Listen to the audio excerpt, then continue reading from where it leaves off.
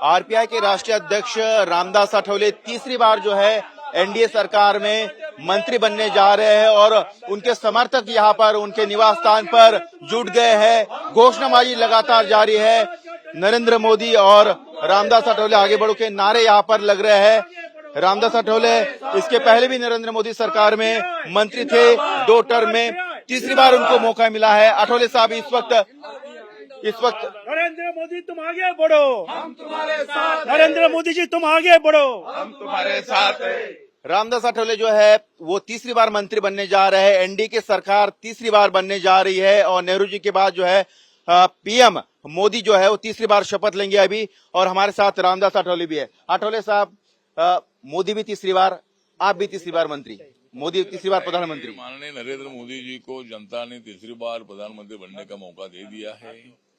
और आप लोग जानते हैं कि कई सालों से मतलब कांग्रेस पार्टी ने जनता को तो धोखा दिया था और इस चुनाव में मतलब कांग्रेस पार्टी ने काफी प्रयत्न किया, संविधान बदलेगा इसी तरह अफवाह फैलाकर हिंदू दलितों का वोट जो है अपने तरफ खींचने का प्रयत्न किया और उसमें कुछ हद तो जरूर सक्सेस हुए। लेकिन जनता ने मैंडेट जो दिया है एनडीए की सरकार बनाने का और माननीय नरेंद्र मोदी जी तीसरी बार प्रधानमंत्री बनने जा रहे हैं, हमारे लिए बहुत बड़े आनंद की बात है, खुशी की बात है।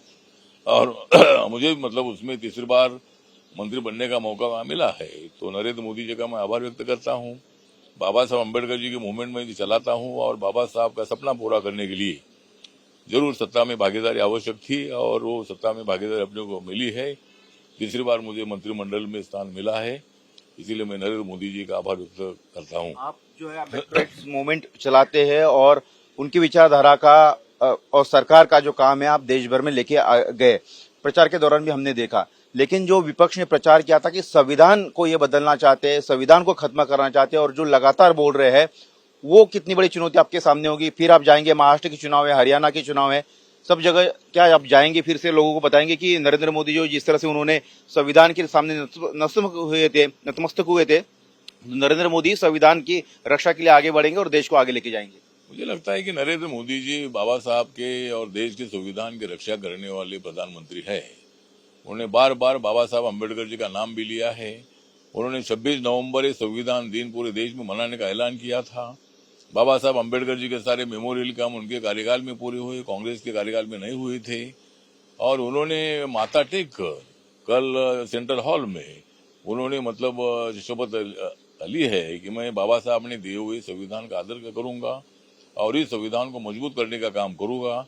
इस देश के हर घटक के आदमी को मैं न्याय दे दूंगा और मेरा परिवार 140 करोड़ लोगों का परिवार है, चाहे वो हिंदू हो, मुस्लिम हो, सिख हो, ईसाई हो, बुद्धिस्ट हो, जैन हो, लिंगायत हो, पारसी हो, कोई भी धर्म के लोग हो, उनके परिवार के सब लोग हैं और सबको न्याय देने का अभिवचन उन्होंने दे दिया है। तो मुझे लगता है कि संविधान बदलने की जो अफवाहें है, अफवाहें फैलाकर लोगों को गुमराह करने का काम किया। एक बाजू में राहुल गांधी भारत जोड़ो की यात्रा निकालते हैं और भारत तोड़ो की बात करते हैं, तो इसी तरह मुझे लगता है कि जनता ने उनको दलेसन सिखाया है, उनको सबक सिखाया है। जरूर हमारी कुछ सीटें कम आई है, लेकिन मैंडेट जो है ये एनडीए सरकार बनाने का था और आज शाम को राष्ट्रपति भवन में नरेंद्र मोदी जी तीसरी बार शपथ लेंगे और उसका हमें बहुत बड़ा अभिमान है और इतिहास में ये लिखा जाएगा कि नरेंद्र मोदी जी तीसरी बार प्रधानमंत्री बने थे। आठवले साहब, आपकी जो कविता है, आप जो शेरो शायरी करते हैं, वो पार्लियामेंट से लेकर पूरे देश भर मशहूर है। सरकार बनने जा रहा, आप मंत्री बनने जा रहे, क्या कहेंगे कविता के मार्फत? आपने कहा था कि मुझे मंत्री बनाया गया, अभी मैंने सुना है कब आपने कुछ कहा था कि लोग हंसी है, लेकिन हाँ मतलब मैंने तो बोला था कि भाई कुछ लोगों को आती होगी हंसी। जब मतलब माहौल बना था ऐसा कि इंडिया आघाड़ी वाले बोल रहे थे कि सरकार हमारी आएगी, 4 जून को देखो क्या होता है, तो जरूर कुछ लोगों को आ रही होगी हंसी। लेकिन नरेंद्र मोदी जी तीसरी बार प्रधानमंत्री बन रहे हैं, इसके मुझे और मेरे सभी लोगों को बहुत खुशी। तो इसलिए नरेंद्र मोदी जी ने तो मतलब मुझे कांग्रेस पार्टी ने तो मुझे बहुत बार दे दिया था धोखा, कांग्रेस पार्टी ने तो मुझे बहुत बार दे दिया था धोखा, लेकिन नरेंद्र मोदी जी ने मुझे दे दिया है मंत्री पद का मौका। तो इसी तरह नरेंद्र मोदी जी ने रिपब्लिकन पार्टी का ख्याल रखते हुए आरपीआई का लोकसभा में एक भी मेंबर नहीं होने के बावजूद भी उन्होंने मुझे तीसरी बार अपने मंत्रिमंडल में लिया है। इसलिए मैं उनका शुक्रगुजार हूं, उनका मैं हार्दिक आभार व्यक्त करता हूं। क्या आपकी प्रायोरिटीज रहेगी? आपने सोशल जस्टिस डिपार्टमेंट एक बड़ा मंत्रालय है वो संभाला है, क्या उम्मीद रहेगी? हालांकि प्रधानमंत्री डिसाइड करेंगे, लेकिन फिर भी देश की सेवा के लिए, देश के विकास के लिए आप किस तरह से काम करना चाहेंगे? नहीं, मैं तो लोगों के लिए काम करता रहूंगा। मुझे जो भी डिपार्टमेंट है वो अधिकार माननीय आदरणीय प्रधानमंत्री जी का है, किसको क्या मंत्रालय देना है, जो भी वो मंत्रालय मुझे देंगे मैं काम करता रहूंगा। मंत्रालय का तो काम मैं करता रहूंगा, लेकिन मैं समाज का काम, गरीबों का काम मैं हमेशा करता रहूंगा। और जो भी मंत्रालय मुझे मिलेगा उसको मैं ध्यान से उसका काम करता रहूंगा। विपक्ष कह रहा है कि मध्यावधि चुनाव होंगे, सरकार स्थिर होगी, सरकार गिरेगी, चंद्रबाबू हट जाएंगे, नीतीश कुमार हट जाएंगे, बीच में सरकार नहीं चल पाएगी। आपको क्या लगता है? आप तीसरी बार बने, आप तो कह रहे कि मोदी जी लगातार बनते रहेंगे। नहीं, मुझे तो लगता है कि भाई मोदी जी बार तीसरी बार बने, चौथी बार बनेगी, पांचवी बार इंडिया आएगी, छठी बार इंडिया आएगी। कांग्रेस को इतना जल्दी मौका मिलेगा नहीं।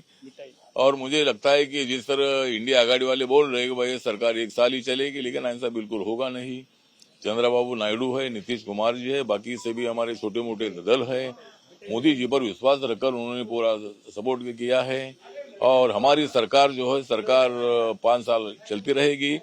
लेकिन मैं इंडिया आघाड़ी को बताना चाहता हूं कि भविष्य ऐसा होगा, इंडिया आघाड़ी के कुछ पार्टनर हमारे साथ आएंगे, क्योंकि अभी दूसरा कोई अल्टरनेटिव नहीं है। मोदी जी के बगैर देश को विकास की दिशा से आगे ले जाने वाला कोई नेता नहीं है। इसीलिए इंडिया आघाड़ी के पास जो लोग गए थे वो लोग अभी कुछ छोटे मोटे लोग हमारे पास आते रहेंगे और इंडिया आघाड़ी खत्म हो जाएगी। अभी ममता बनर्जी तो मतलब वेस्ट बंगाल में उन्होंने अपने बलबूते पर मतलब सीटें लड़ी थी। तो इसी तरह मुझे लगता है कि ममता दीदी एक बार एनडीए में थी, तो मुझे लगता है कि भविष्य में ममता दीदी भी हमारे साथ आ सकती है। पटोले साहब, इंडिया अलायंस के बड़े नेताओं को न्योता दिया गया था, लेकिन कई सारे नेता, कांग्रेस के भी कई सारे नेता सिर्फ खड़गा आ रहे हैं, बड़े नेता जो है वो शपथ ग्रहण समारोह में नहीं आ रहे। क्या उनको बड़प्पन दिखाना चाहिए था? मुझे लगता है कि जिनको निमंत्रण मिला है उन्होंने आना चाहिए। लोकतंत्र में हार जीत होती है। बीजेपी इतने सालों तक हारती रही थी, अभी अभी 10 साल से बीजेपी और एनडीए सत्ता में आ रही है। तो मुझे लगता है कि इसी तरह जो भी मतलब कुछ ये हो रहा है, अच्छी बात नहीं है। जिनको निमंत्रण मिला है सबको निमंत्रण दिया गया है, और जिनको निमंत्रण मिला है उन्होंने आना चाहिए। अगर वो नहीं आते तो उसके लिए हम कुछ नहीं कर सकते। तो ये थे रामदास अठौले हमारे साथ, जो तीसरी बार अब मंत्री बनने जा रहे हैं। उनके समर्थक यहाँ पर जुटे हैं, मिठाई यहाँ पर बांटी जा रही है, बुके उनको दिए जा रहे हैं। उनका कहना है कि नरेंद्र मोदी तीसरी बार बने और लगातार बनते रहेंगे। कैमरामैन अनिल कुमार के साथ सचिन चौधरी, इंडिया टीवी, दिल्ली।